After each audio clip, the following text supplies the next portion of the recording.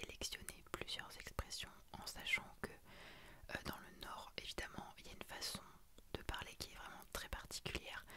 Donc je vous ai pas mis tous les mots prononcés différemment.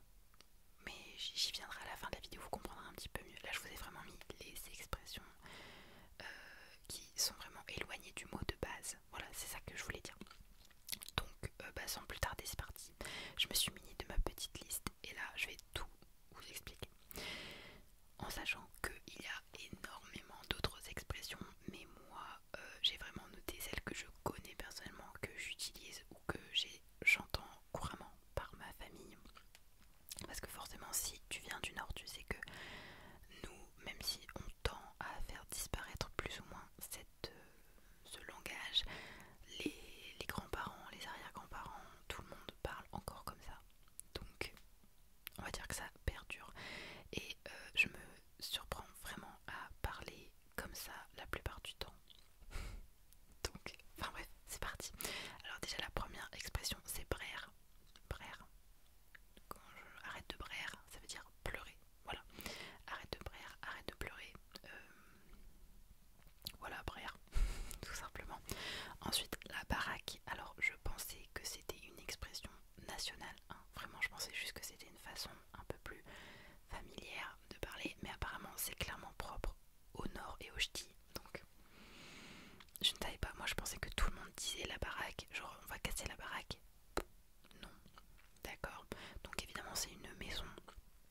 D'où l'expression, par exemple, une baraque à frites qui ne se traduit pas en langage normal. C'est juste une. Parce que ça n'existe pas une maison à frites. Une baraque à frites, c'est une. Quelqu'un qui a sa petite caravane, on va dire, sa petite. Je sais pas comment appeler ça. Vous traduisez comme vous voulez. Voilà. Ensuite, alors, biloute, ça a deux sens. Je l'utilise vraiment plus souvent dans un sens, c'est-à-dire biloute, c'est juste pour désigner quelqu'un. C'est vraiment genre, c'est presque affectueux. Biloute, c'est bah, ça pourrait être traduit comme copain, mais ça fait bizarre de dire hey, copain, c'est bizarre. Mais nous, genre, c'est vraiment genre biloute, c'est un mot affectueux pour désigner quelqu'un. Voilà. Un babache, c'est quelqu'un qui est un petit peu bête, donc il y a boubourse aussi. On aime bien répéter les syllabes. Il y a nunuche aussi, mais je pense que c'est un peu plus étendu. C'est pas propre au Nord, mais vraiment babache et boubourse, c'est de nos petites expressions pour dire que quelqu'un est bête, il est pas très fut-fut quoi, il est. Voilà. Ensuite on a la ducasse. Alors très surprise parce que moi je pensais que tout le monde disait une ducasse. Donc une ducasse c'est une fête foraine, ni plus ni moins. Mais je pensais qu'on disait la ducasse pour tout le monde en fait. Enfin c'est une ducasse. Donc voilà. C'est pas très déclencheur hein, les mots de notre langage, je suis vraiment désolée. Ensuite il y a la drache. Donc accompagné de son petit verbe évidemment dracher, c'est pleuvoir, la pluie, quand il drache. Alors vraiment, comment dire, je dis quand même il pleut, pour moi il pleut, c'est vraiment c'est une pluie, vous voyez c'est une petite pluie. Quand je dis il drache, c'est que vraiment il pleut fort quoi. Il drache, c'est vraiment hilarant d'entendre quelqu'un parler comme ça. Je parle comme ça, mais l'entendre de quelqu'un d'autre c'est encore plus drôle. Genre c'est vraiment oh putain ça y est il commence à dracher. C'est hilarant en fait, c'est vraiment drôle genre, mais on se tape des barres tout le temps. Ensuite il y a la wassingue. Alors le ch'ti, comme je vous ai dit, c'est vraiment une façon de parler, juste de déformer les mots.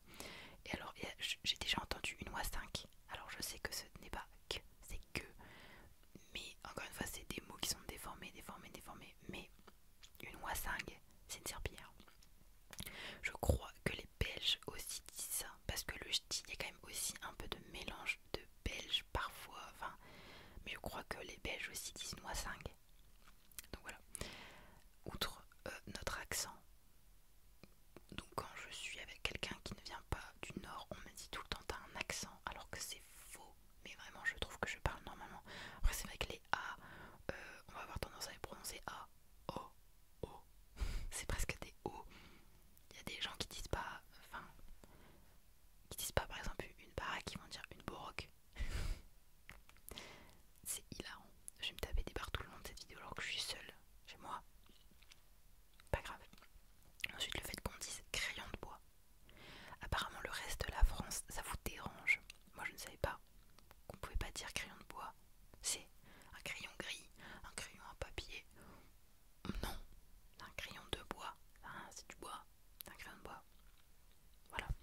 Ensuite, l'expression je te dis quoi. Alors ça j'ai appris il y a pas longtemps que les gens ne savaient pas ce que ça voulait dire. Enfin, le reste de la France. Je te dis quoi. C'est vraiment En fait, j'ai même pas noté de j'ai même pas noté de traduction sur ma liste parce que je ne sais pas comment le traduire. C'est je te dis quoi. C'est deux petites personnes discutent, voilà, oh Titouan il est malade, il est à l'hôpital machin, ah mince c'est trop dommage, tu sais ce qu'il a, bah non, bon, allez je te laisse, hein, je te dis quoi, vraiment genre, bah je te dirai ce qu'il en est, en gros, je, je te dis quoi. Quand tu prévois un truc mais que c'est pas encore sûr, on se dit bah je te dis quoi, on se tient au courant quoi, c'est un peu ça en fait, on se tient au courant, pas tout à fait ça mais bon, faut bien trouver une traduction, mais du coup je trouvais ça hilarant. Ensuite, une marronne. Alors, sortie de son contexte, c'est peut-être. Moi perso, je lis juste le mot marronne. Enfin, je sais pas ce que c'est. Mais par exemple, dans la phrase remonte de marronne, c'est remonte ton pantalon. Voilà, c'est une marronne, c'est un pantalon, tout simplement. Ensuite, le chicon. Le chicon, c'est tout simplement des endives, ni plus ni moins. Euh,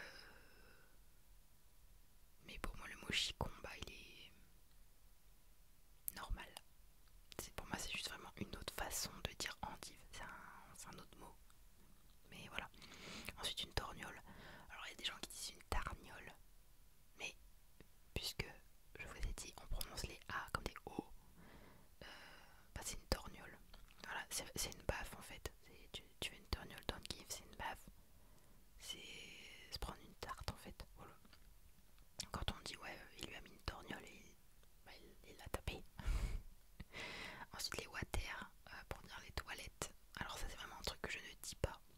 C'est mes grands-parents, mes arrière-grands-parents qui disaient ça, les water.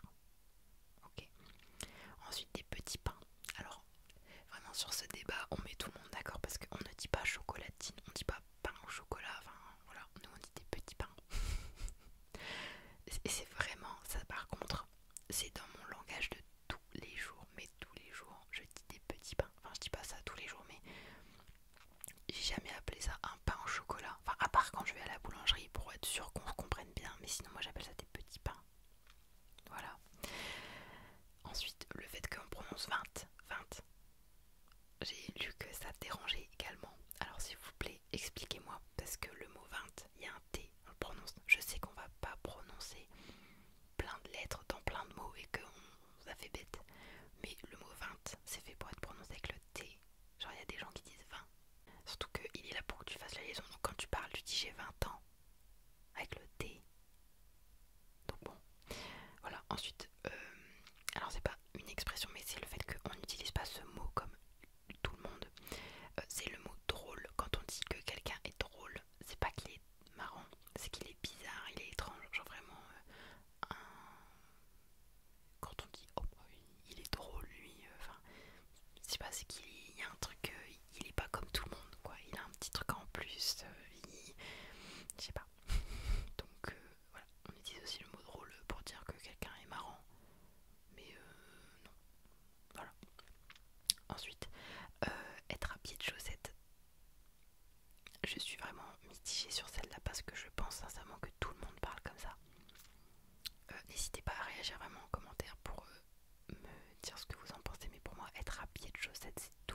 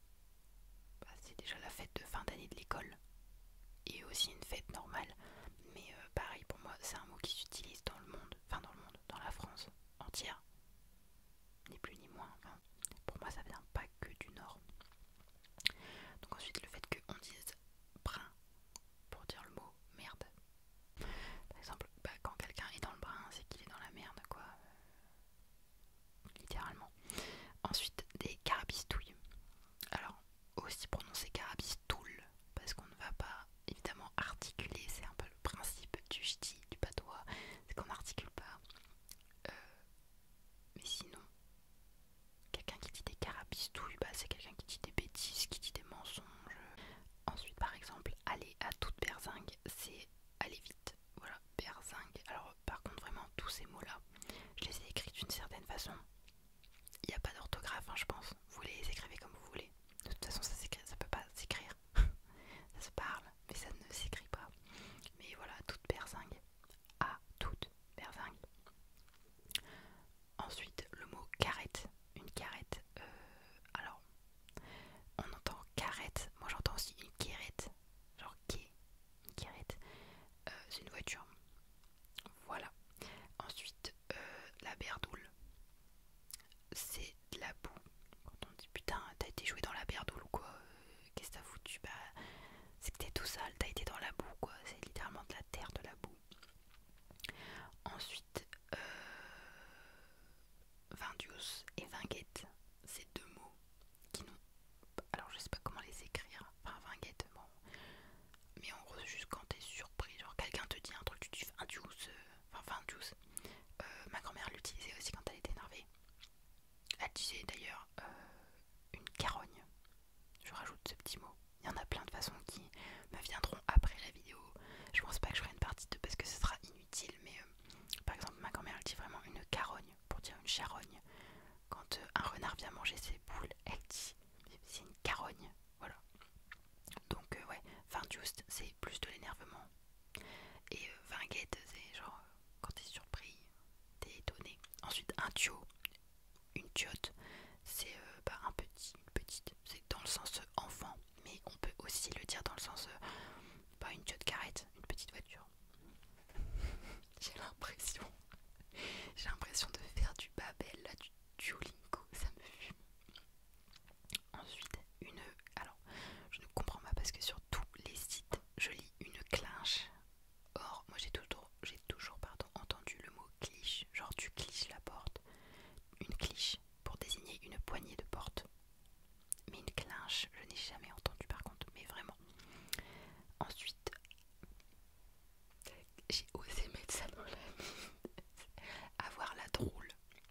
Je vous laisse aller voir sur internet parce que j'ai pas envie de vous parler de ça maintenant. Je vais aller me faire à manger après. Mais avoir la drôle, c'est pas florissant quoi, c'est pas très glamour. Je pense que vous comprenez l'expression, je pense qu'elle parle d'elle-même.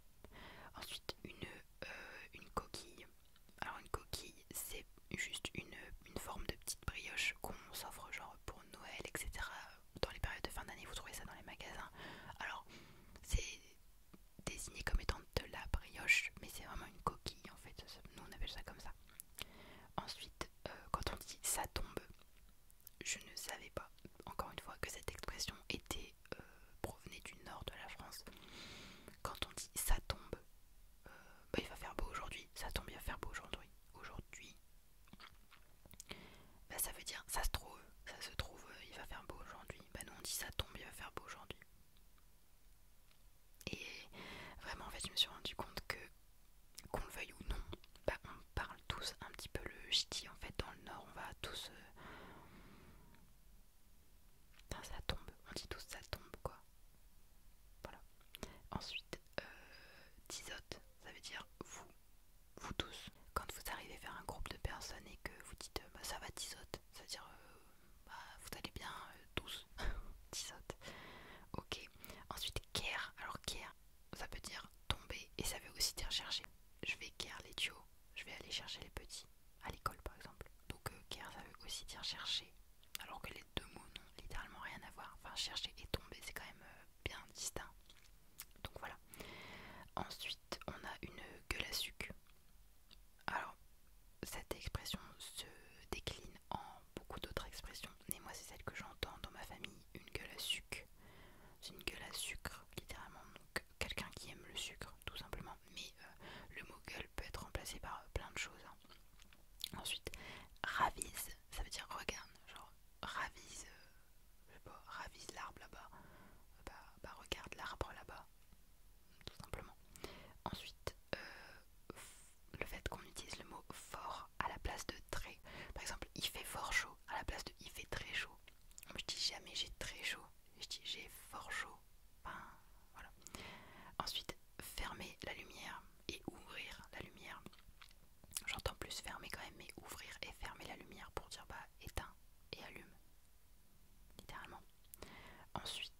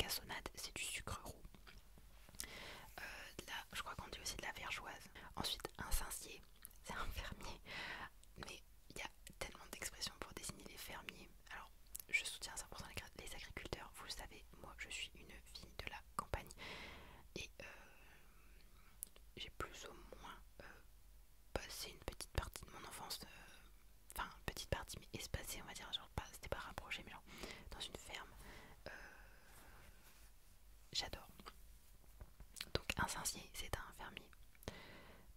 Ensuite, un crapet. Au féminin, une crapette. C'est quelqu'un qui est sale. Ah, t'es un crapet. Voilà.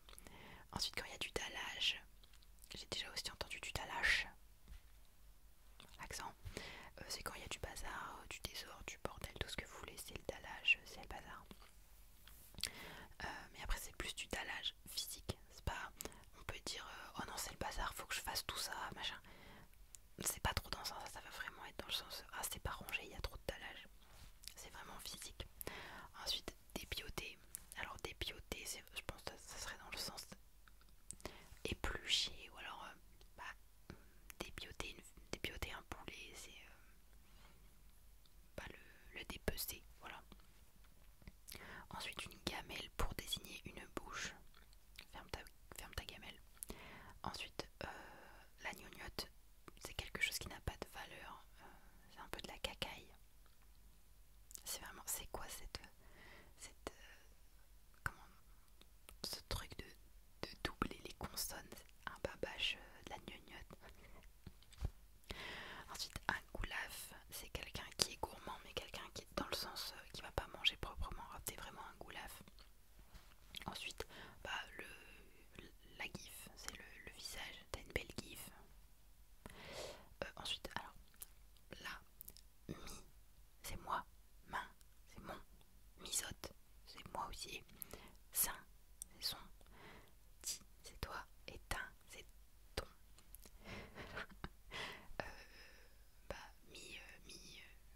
Je m'appelle ainsi. Et ti, tu t'appelles ainsi. Voilà. Euh, Ça, c'est main micro. Voilà. Et là, tu regardes avec ton téléphone. J'abuse. Là, c'est vraiment abusé parce que moi, je ne parle pas comme ça. Mais j'entends énormément de gens parler comme ça autour de moi. Ensuite, un nanan, c'est un doudou. Quelqu'un qui est péteux, c'est quelqu'un qui est un peu honteux. Voilà. Ensuite, une pétote, c'est une pomme de terre. Voilà. Il y a déjà le mot patate pour dire pomme de terre, mais nous on dit une pétote. Ensuite, un pichon, c'est un poisson. Raquer, c'est quelqu'un qui va payer cher. Ah, tu vas raquer, c'est que ça va te coûter cher. Et saquer, comme sac dedans, puisque évidemment on conjugue les verbes. Je sac, tu sac, il sac, nous saquons, vous saquez, il sac. Saquer, ça veut dire c'est tirer, c'est forcer, c'est vas-y sac sur la porte parce qu'elle s'ouvre pas par exemple. Voilà. Et là, petit cours juste de prononciation. Putain, j'ai quand même fait quasiment 30 minutes de vidéo avec ces expressions. Le G va se prononcer ch. Ça serait bien que j'ai des exemples à vous donner, mais là j'en ai pas. Par exemple, le dallage. Moi j'ai déjà entendu du dallage parce que le G se transforme